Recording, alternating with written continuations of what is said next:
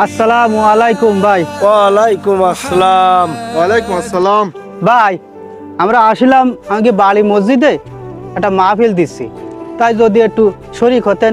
ও এই শীতকাল আইজার মাহাবিলির গোন আইছে। তে কি মাহাবিল কি বিক করে দিয়ার কাজ? হ্যাঁ, তুই কি টাহা নেই তো মাহাবিল দিত কইস কিনা? হ্যাঁ, যা বাড়ি যা। এই এইদিকে আসো, শোনো শোনো, নাও। আলহামদুলিল্লাহ।